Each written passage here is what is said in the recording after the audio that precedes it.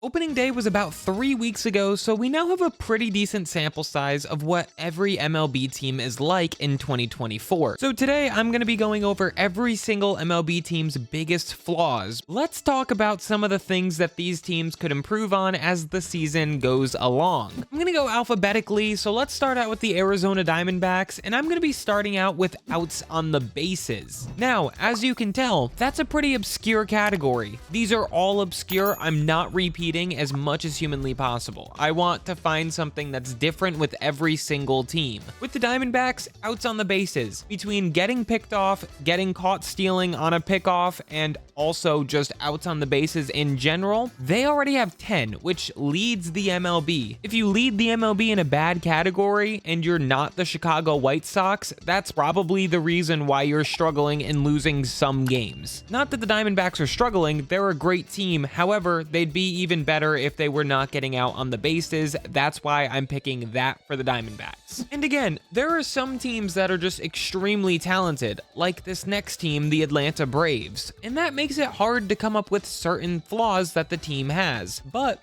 you have to find something because that's the point of the video. So for the Braves, with Spencer Strider hurt, I'm going with they have no true ace. Max Fried and Chris Sale, obviously they've been aces throughout their careers. However, Max Fried has looked horrible to start this season, and Chris Sale, he's still really not looking like prime Chris Sale. It's a good rotation, but they don't have a guy like Strider at the top of the rotation now because Strider's done for the season. That ship has sailed. Now, the Baltimore Orioles is the next team, and they do have a true ace. However, they're dead last in taking walks as an offense. A walk is the same as a single, okay? So it's just as important to take walks with nobody on base than it is to get singles. Walking increases the pitch count of the pitcher, and it just helps you out in the long run. If you're not walking, you're not playing good baseball. Baltimore needs to start walking. That's the reason why they have not been as good as they were last year. They're 9-7 to start the season, which is good. They'd be higher if they walked a little more, though. They're dead last. Baltimore might be dead last in walks, but they still swept this upcoming team, and that's my Boston Red Sox. And if you've watched any Red Sox games this year, you already know what I'm gonna say. It's that defense. This has to be one of the worst defenses I have ever seen. They cannot make a play.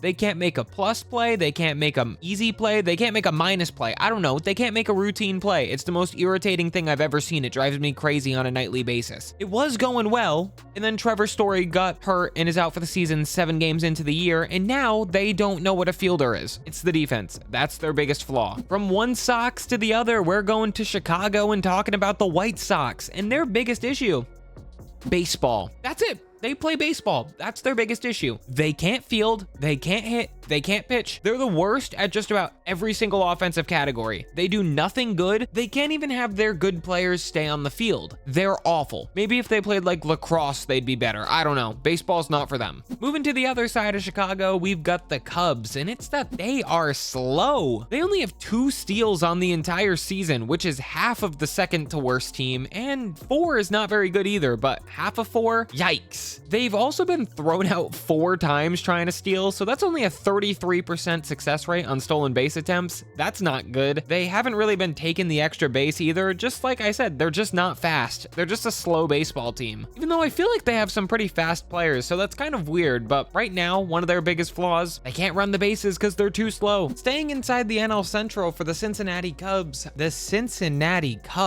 Staying in the NL Central for the Cincinnati Reds, I'm talking about the bullpen. It's not great. Alexis Diaz has not looked like himself so far, and a couple of the other guys in there have not been putting up zeros like you would expect. It's just not the greatest bullpen, and I struggled trying to come up with something for the Reds that was like their big true problem, which that's a compliment to you, Cincinnati. Don't be mad at me. Every team has some bullpen struggles every now and again, so that's a compliment. Moving on to the Cleveland Guardians, it's a bit of a surprising team. However, I think their experience is gonna eventually bite them. They're just a little bit too young. It's not their time yet. Out of the average age for the hitters on this squad, they're 26 and a half years old, which is the first youngest in the entire league. And for pitchers, they're only 27.9, which would be the 3rd youngest. That's just too young of a roster. It really is. They're way too young right now in in my opinion. Plus, don't they have a first-year manager there too? Like, their experience is so low. However, good on them for winning, but their experience might be a problem later down the line. For the Colorado Rockies,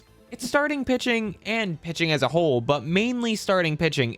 They're basically dead last in every single category pitching wise, and it's mainly because of their starters. It needs to be fixed if they want to start winning games. It's pathetic. It's really bad. The Detroit Tigers is the next team, and they've been a really good pitching team, so I can't say anything bad about their pitching. However, their power has not been there. They lost a 500 home run hitter, and now they can't hit home runs. I know that Miggy hadn't been hitting home runs the past couple of seasons, but it's still a good segue. They can't hit home runs now. They're second in baseball in home runs, like second lowest, obviously. If they were second highest, I wouldn't be complaining about it. And the only team lower than them is the White Sox, which we already said, they're bad at baseball. It doesn't matter if they're below. Tigers do have players that can hit home runs. They just gotta get going. I'm not too concerned about this, but right now it's their biggest flaw. For the Houston Astros, I could say a lot of things. They're a really flawed team right now. Everything apart from that offense is pretty flawed. I'm going with their bullpen, and especially the back end of it. Ryan Presley, Brian Abreu,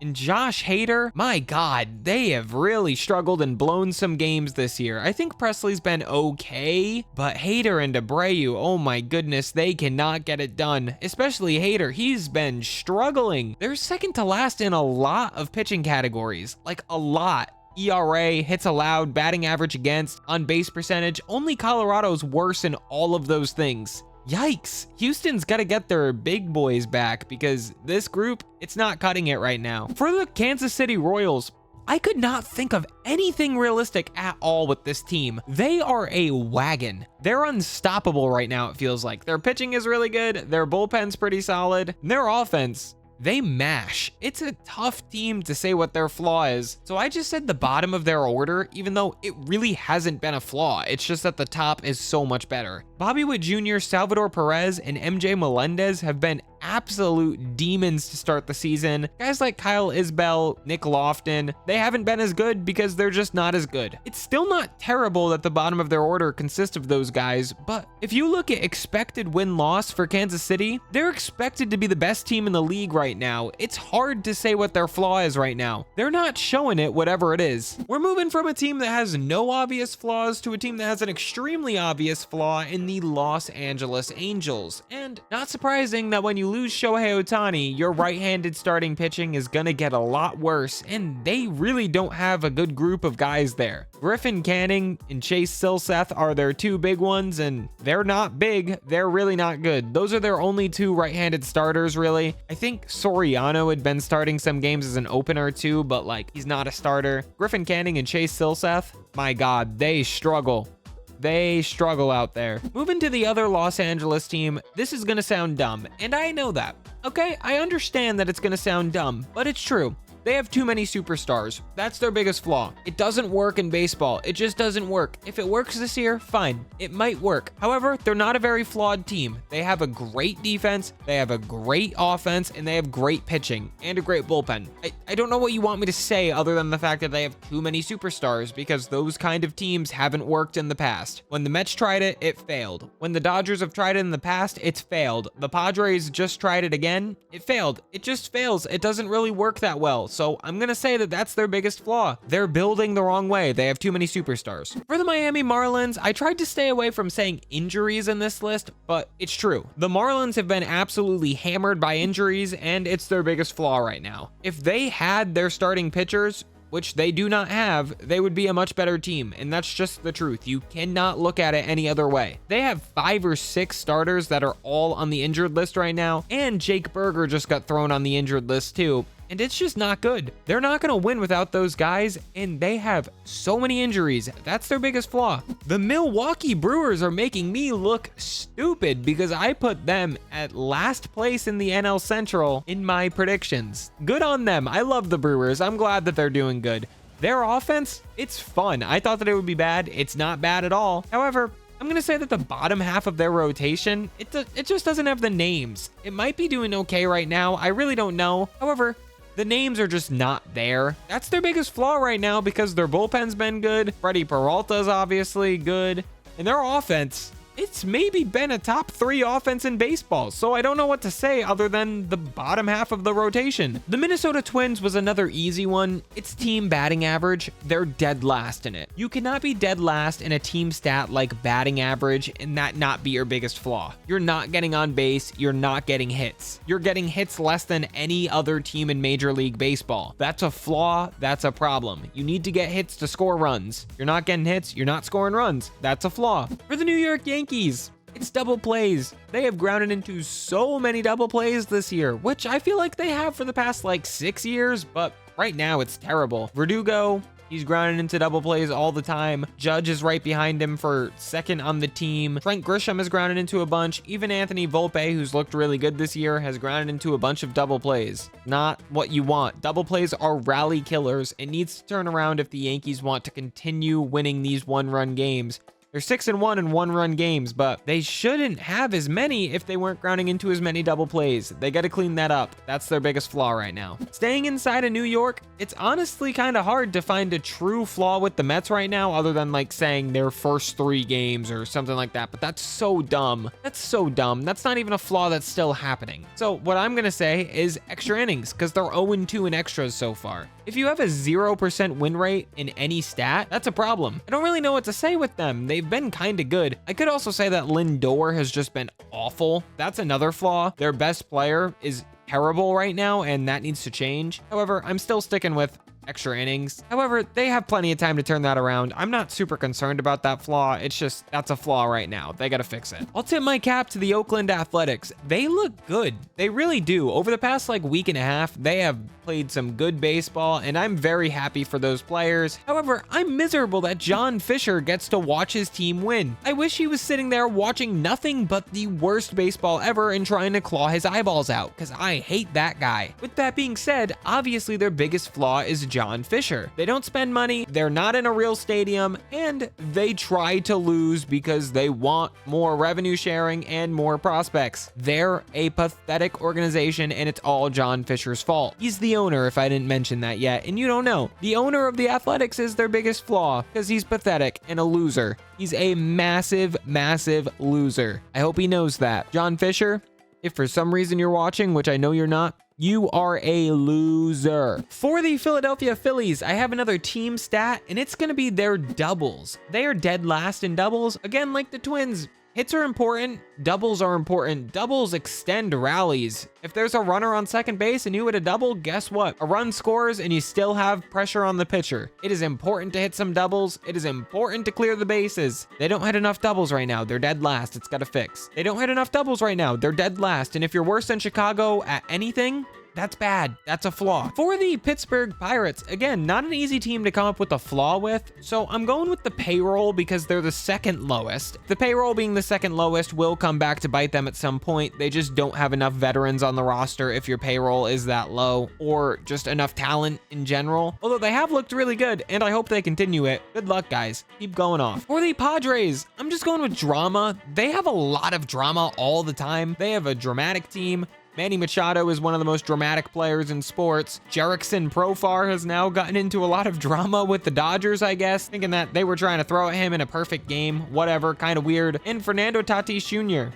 He's been in a lot of controversy over the past couple of years too, so their biggest flaw, they've got a lot of drama on that squad. However, I think they're handling it pretty well so far to start the year. They've looked pretty good. Staying in the NL West, I have a really weird one with the San Francisco Giants, and it's the fact that they cannot win night games right now. They are 1-7 when they're playing in the dark. I don't know why. I don't know what it is. They're just not playing well in night games, so that's their biggest flaw. For the Seattle Mariners, God, there's a lot that you could say about their offense, but the main thing is their strikeouts. They strike out so much, so much. If you're not putting the ball in play, you're not getting on base, and you gotta get on base to score runs. It's the same thing like the Twins. They're just not putting the ball in play. They're really bad at it right now. Their strikeouts are astronomical, and they gotta slow it down if they want to be a good team this year. Especially guys like J-Rod. J-Rod is striking out so much, it just can't happen. That team has too many good players to be that high up on strikeouts. They just need to put the ball in play more. For the St. Louis Cardinals,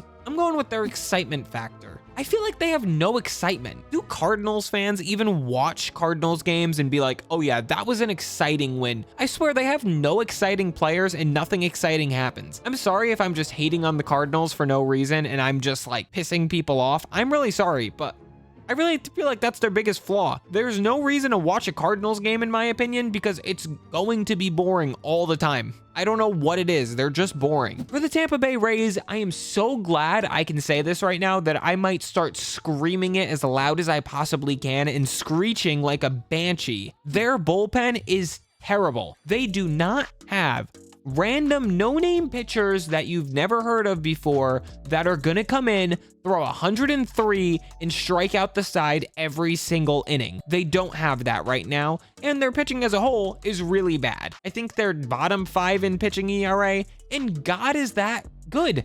I love that. Their pitching is terrible. Good. Finally. We're staying pretty similar with the Rangers. I'm still talking about the pen, but mainly their closer, Jose Leclerc. He's been bad. Every time he comes in, he's giving up runs, and it's just not good. Leclerc is struggling. He's got to turn it around. He was a huge part to their World Series run. The penultimate team is the Toronto Blue Jays, and it's hitting with runners in scoring position. They are very low in it, and the only teams lower, they have much bigger flaws than the Blue Jays do. The Blue Jays also are leading the league in home runs allowed, which is another flaw. However, they're not hitting with runners in scoring position, which is extremely important to do. Obviously, limiting home runs is also extremely important, so it's a double flawed team. They give up too many home runs, and they don't hit enough with runners in scoring position. Two things they got to clean up if they want to start winning more ball games. I think those are two things that they could clean up because they have a good rotation and they have a good offense. So they just got to figure it out with runners in scoring position and limiting the long ball. And finally, I'm talking about the Washington Nationals, and I'm just gonna say that a good amount of their talent is sitting in AA right now. James Wood and Dylan Cruz are two of the best prospects in baseball, and they're in AA. It's not their fault. It's not necessarily the Nationals' fault. However, it's just not their time yet because those guys aren't up. That's their biggest flaw. When those two outfielders come up, they are going to be a much better baseball team, and they'll be a lot less flawed. With that being said, that's one reason why every single MLB team is flawed so far in 2024. Hopefully these teams can turn it around, except Tampa. I hope you keep struggling on that pitching side of the ball because, oh my God, it's good to see. If you enjoyed the video, please like and subscribe, and I will see you in the next one.